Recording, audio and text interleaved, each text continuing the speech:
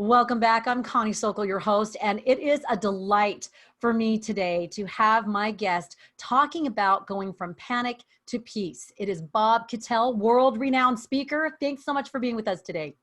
Happy to be here.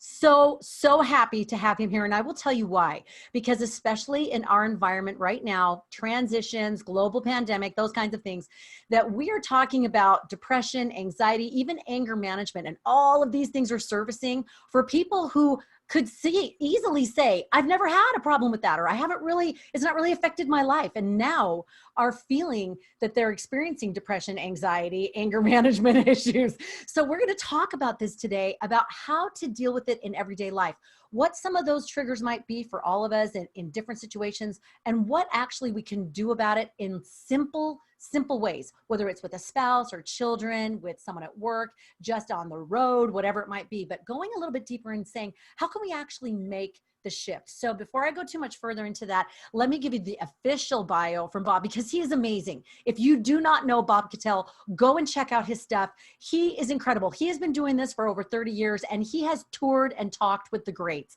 We are talking Brian Tracy, Zig Ziglar, Rudy Giuliani, Joe Montana, Terry Bradshaw, and that's not even limited there. We're talking US presidents, first ladies. I mean, this man has been in such company, and we get to have him today. But he does not like to name drop. I'm doing all of that because I want you to understand he's talking from a place of life experience, collectively with others, and speaking to thousands and thousands of people in his audiences, and on an individual level, because this got really personal for you, right, Bob? This whole depression, anxiety issue. Tell us about that, about how this kind of came to a head for you as far as dealing with this in your own life. Well, what's interesting is I had no idea that I was so wound up inside and had so much that I needed to heal. And usually when a crisis occurs, the stuff bubbles back up. So an event happened to me back in 2011 that triggered these massive panic attacks, and I didn't even know what they were. It's the fight or flight. All the blood leaves your course. You got this big knot in your stomach. You can't think. The blood leaves your frontal lobe, so you just feel like you're in a fog. And the opposite side of that panic and anxiety is your brain gets overloaded like a Christmas tree. Lights are on. Under an fMRI, then it turns off like a hair dryer.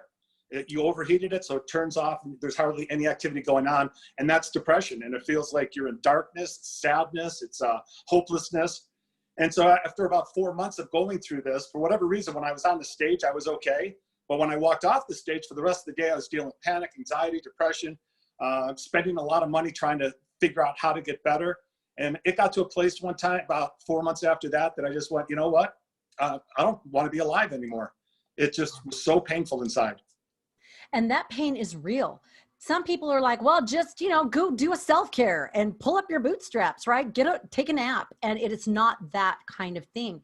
It's something, as you've described it, that is happening to you without a choice. It just, in the sense of it's coming over you. Is that about right? Yeah. And what's interesting is the worst thing you could say to a person who's dealing with depression is buck up. Come on, be more positive, be happy. Even from a religious standpoint, you need to read your scriptures more. You need to, I was talking to some religious leaders, and I said, look, if I walked in the door with a broken femur, you wouldn't say, let's take you over to the temple. You'd take me to the emergency room. I said, you guys need to know what mental illness looks like, because I was swirling deeper and deeper, and, I had no idea what was going on. And I think so many people can relate to that. And especially in our current environment, so many triggers and factors. And we know that there's different kinds of depression, different kinds of anxiety. There's clinical, there's situational, there's environmental, all these different things. But I think what's important for our listeners is to understand some of those steps or kind of symptoms that were increasing for you. What were some of the things that did you start noticing some things, like maybe the way you responded, or that you couldn't get out of bed, or? Oh, I actually wrote a number of them down. I wrote these in my journal. I can't take in a deep breath. It feels like my chest is going to burst. My head is going to explode. I have a horrible pit in my stomach. I'm frustrated. I can't think. I'm never happy. I want to scream. The pain is unbearable. My throat is tight, like I'm choking. So those were, in fact, my doctor said, yeah, I hear those all the time with anxiety and depression. Wow. And here you are, you're being a speaker, you're going out, you're speaking, you're talking, you're doing business, you're doing family life. Did anybody know around you? Did anybody say anything? Hey, I don't know if you're doing so good. My family, my entire family knew. And then one day I was standing on stage and I said, you know what, you guys, I've gone through this. In fact, you don't see many motivational speakers who will admit that they have these weaknesses. And I just said, you know, if anybody is out there suffering silently, well, like I speak in a lot of schools last year, and I would tell the kids in the school, if you've got this darkness in your head or this your stomach and your chest are all tight, you know, let an adult know. Don't just talk to your friends about it. Don't suffer silently. And we find kids in almost every school that they're dealing with this. Unbelievable. And do you find that once they hear that, do they come to you and say, oh my gosh, I think I have this, or, oh, thank you for validating that I feel that way? I mean, do they come up and say anything, or do you feel like they're getting the information you're giving them? Each principal, we invite anybody who wants to stay after the assembly to stay, and they come up to me one at a time. And if I, you know, like one little girl just started bursting into tears. She goes, I'm tired of hiding this sadness inside. Like a 13-year-old girl. There was an 8th grade football player standing above me, looking down at me, and goes, I didn't know other people had this darkness in their head. He goes, I told my dad, and he said to just buck up. He goes, now where do I go? I said, we go right over here to the counselor. You don't have to. So one kid, he had chains, he had tattoos, he's in high school. He looks like, you know, the guy you're afraid of, and he's got tears in his eyes. And I just said, hey, do you ever think of hurting yourself? He goes like this. I go, do you have a plan? And he did. And I said, we need to walk over to the principal. We got to make sure you're okay. He ended up going right to the hospital. So when I was speaking at a Tony Robbins event with 10,000 people, I said, how many of you personally know somebody dealing with depression, anxiety, or panic? And this is before the pandemic.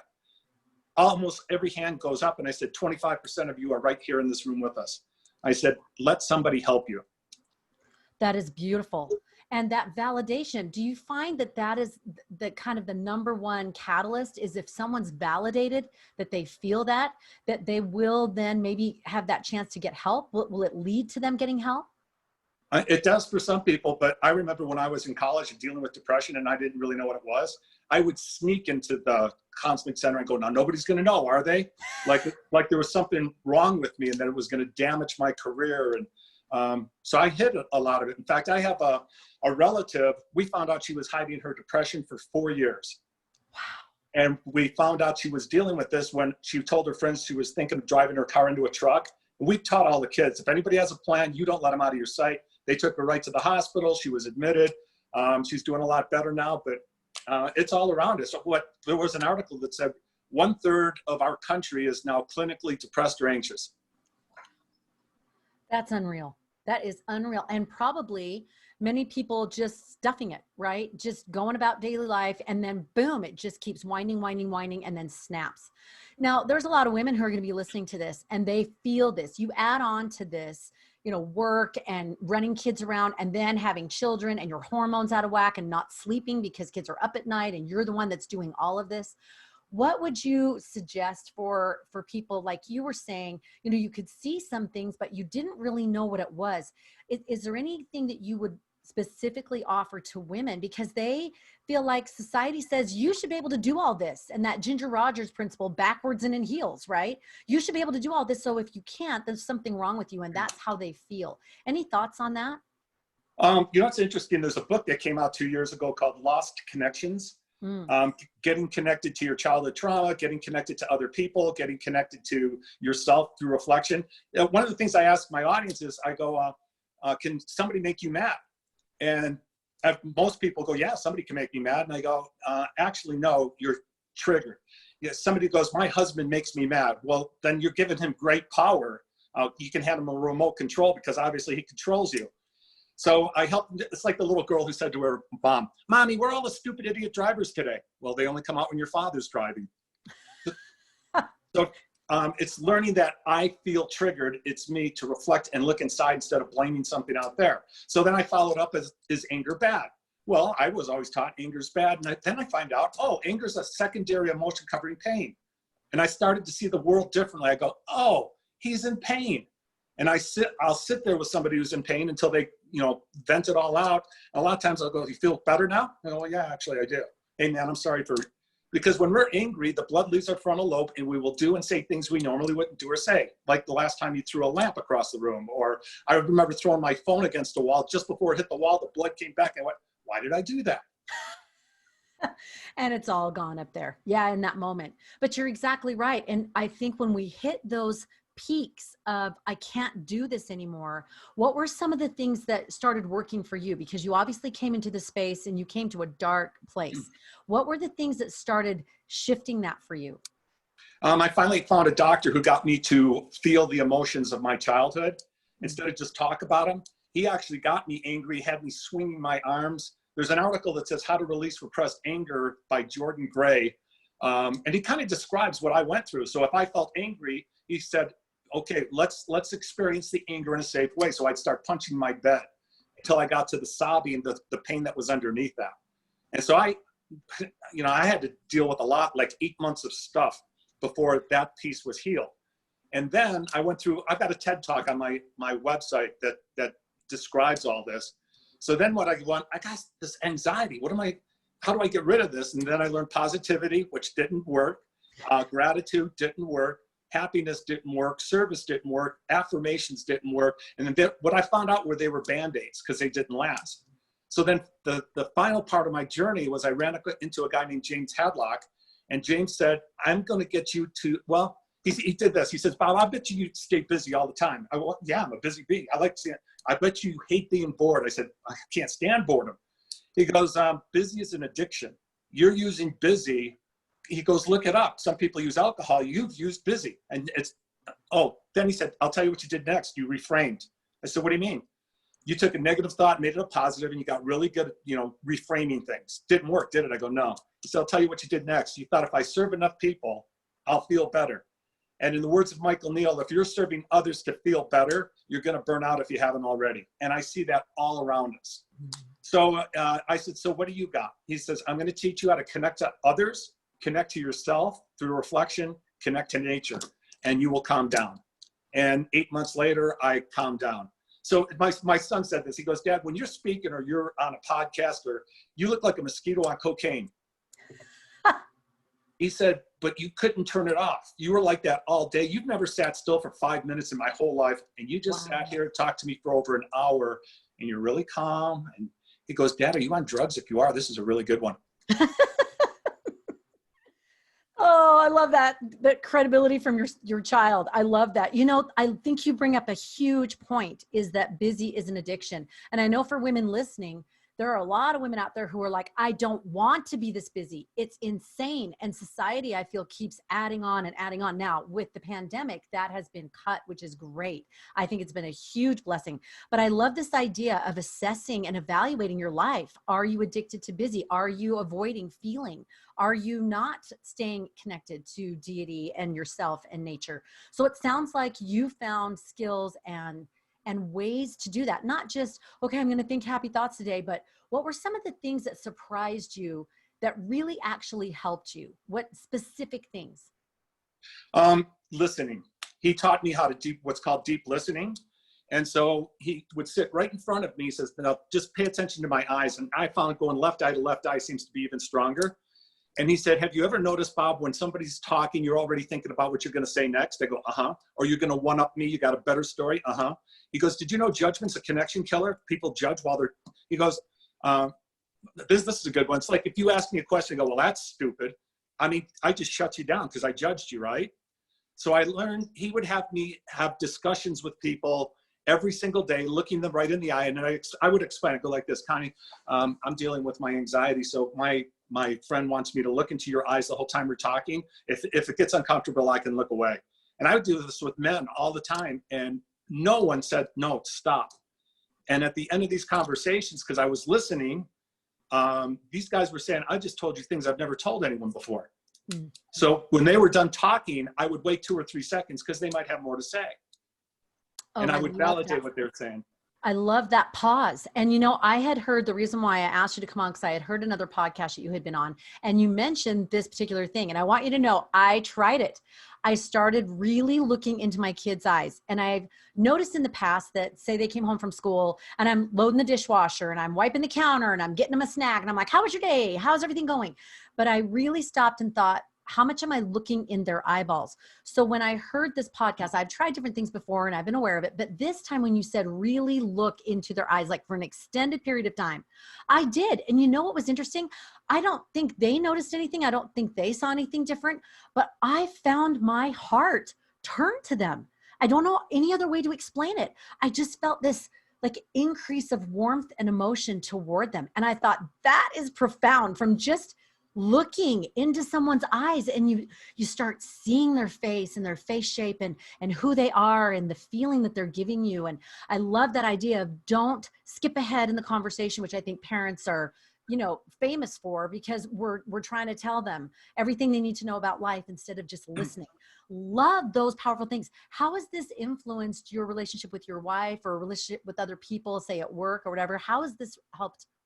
Oh, all of my children, they all love the new version of their dad. You know, what's interesting is when I'm in the school auditorium full of kids, I go, hey, out of curiosity, how many of you have parents that are ignoring you on a regular basis because they keep looking at their phone while you're talking to them? All the hands go up. And I have one of the kids come up on stage and I said, pretend I'm your father and you all want to tell me something. So I keep going, well, wait a second. Yeah, I said, how does that make you feel? Girls usually say, that makes me feel sad. I go, do it again. So they come up on stage, Dad, and I stop everything. I put my phone down. I look them right in the eyes and go, what's up? And after about 15 seconds, I go, does this feel better? They go, I said, you know why? Because the most important person on the planet is the one who's right in front of you. Tiger Woods said every time he asked his dad a question when he was a little boy, his dad stopped everything, got down on one knee, got at their eye level, and he looked them right in the eyes and had that connection. That is beautiful. And that only takes a few seconds. I think we think we're too busy, we're multitasking, we got all these things we've got to accomplish, when really at the end of the day, we're just going faster on the hamster wheel. And I think this pandemic has helped so much to help people realize, wow, we really can slow down and things still move, things still happen, life still goes on. I love that idea. I know for a long time I was at night is when I would start going on my laptop when the kids were down, but they'd come in or they'd want something or whatever. And I noticed that when they came in, I needed to put my laptop to the side so that they would know. At first I would just look up and go, yeah, what you need? Yep, I'm totally here, whatever you need, blah, blah, blah, blah. But they're not feeling that.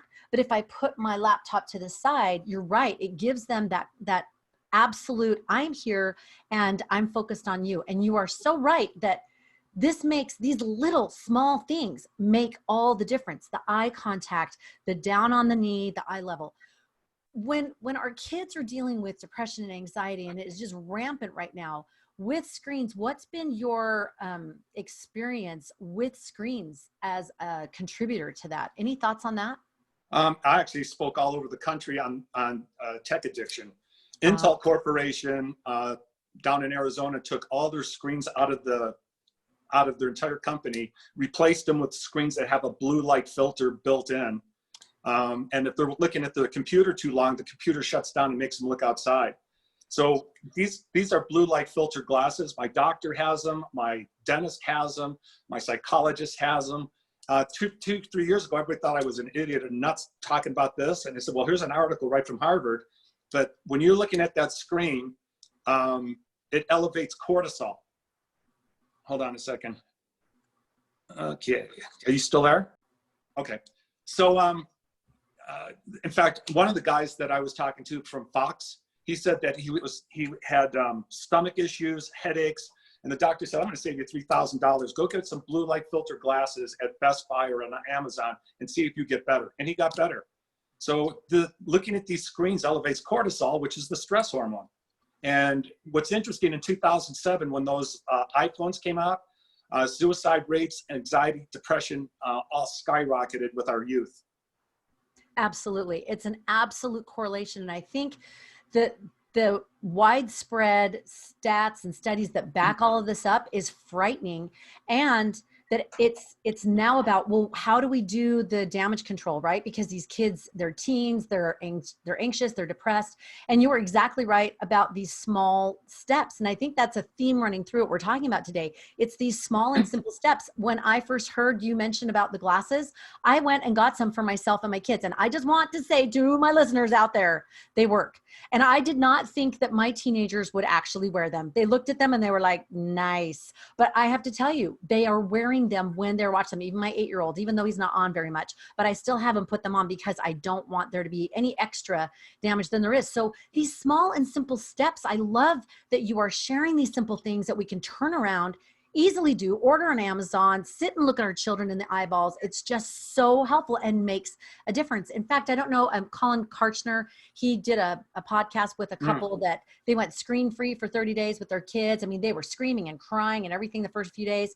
And after 30 days, night and day. The kids were night and day. The teachers were like, what did you do? This is a different child. He was playing board games and being with friends where that was not the case before. So I think a lot of this as moms, we're worried about our kids with depression, anxiety.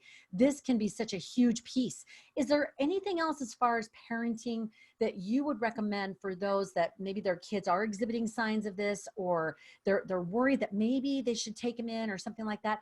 Any other tips where it's something simple like that? Yeah, get glasses and try that first. Any other tips that you would recommend? Get the kids. I like what one psychiatrist said, kick the kids out of the house, off the electronics, have them get outside and play. The military said, one of the guys there told me that their bone density of the kids coming in is way less than it was like a generation ago, because there's too much sedentary. So they need to be moved. The movement's necessary. The play is necessary. The connection is necessary. The electronics. I mean, my daughter is completely off of all of electronics because she goes, it makes me depressed. She goes, it makes me feel bad inside. So. And that's beautiful that she could connect the feeling to what was happening. And it seems like it's a pretty, I don't want to say overall quick fix, but it seems like as soon as you eliminate that the rebound time is pretty quick. Is that right? That's what I've noticed. I had to get unaddicted for my electronics. So I would go like 15 minutes and then I just check it. Then I got to an hour and I let all my friends know, hey, I only check my phone once an hour.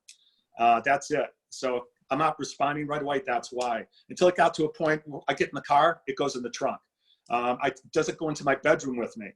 I use a different alarm clock for that. So, you could be addicted if it's the first thing you look at in the morning, the last thing you look at. And by the way, all of those little notifications, the notifications, when you hear you actually get hit with cortisol. And then you see something you like, you get hit with dopamine. And one scientist said, we have 15th century brains with 21st century technology. Our brains are over stimulated.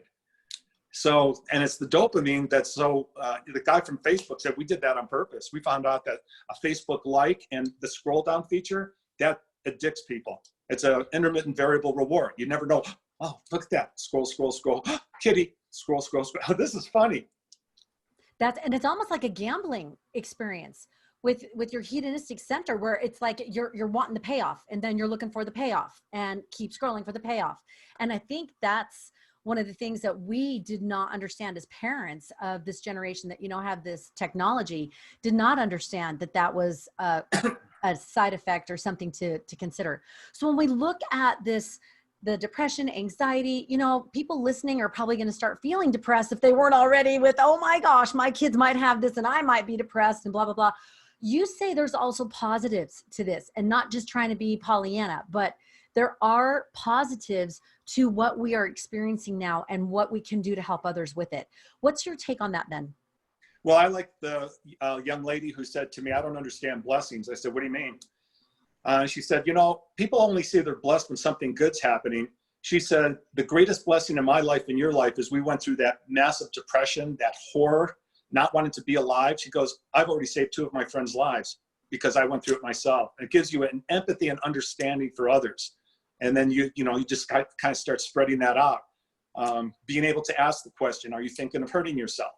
Or seeing somebody who's angry. Or if one of my kids, I remember one time, because my kids understand this now, I was pretty upset about something, and my son just came over and says, Dad, looks like you need a hug. because he knew I was hurting inside. So then others start learning that. I got into a cab once and told the guy where we were going up in Alaska, and he hit the gas like we were in the Daytona 500. And I said, hey, I was in a rollover last year. Could you go a little slower? And he was triggered. He slammed on the brakes, smacked the steering wheel, turned around and said, hey, it's been a year. You should be over it.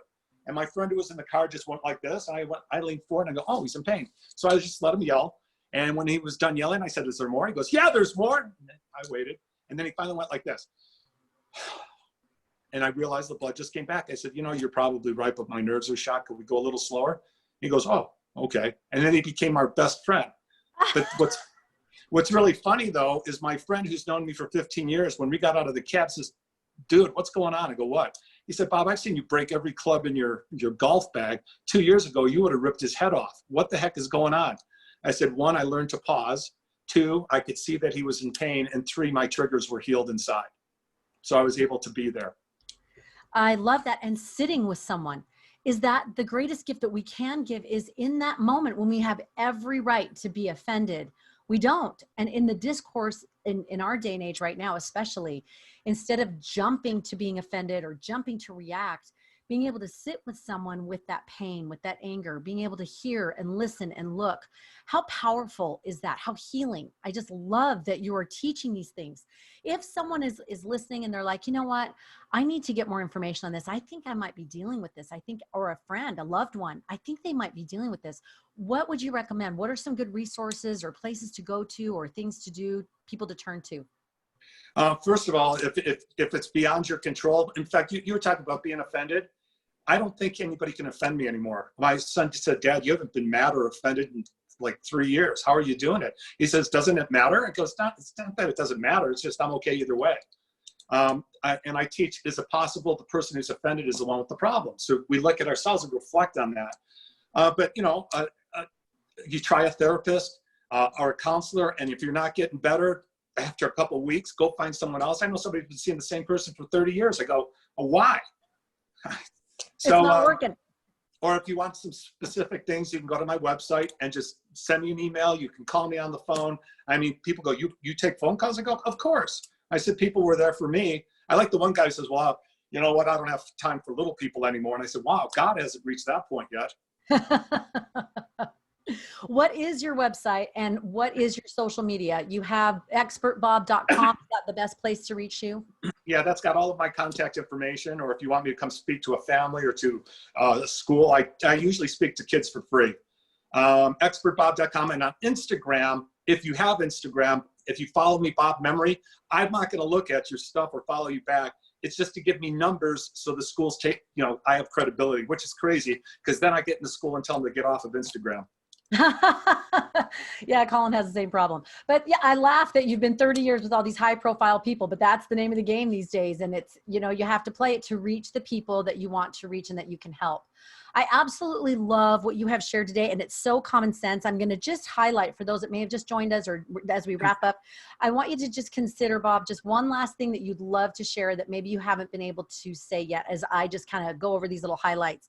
As we're talking about going from panic to peace, he mentioned look for the clues. So don't suffer in silence for yourself or for someone that you love.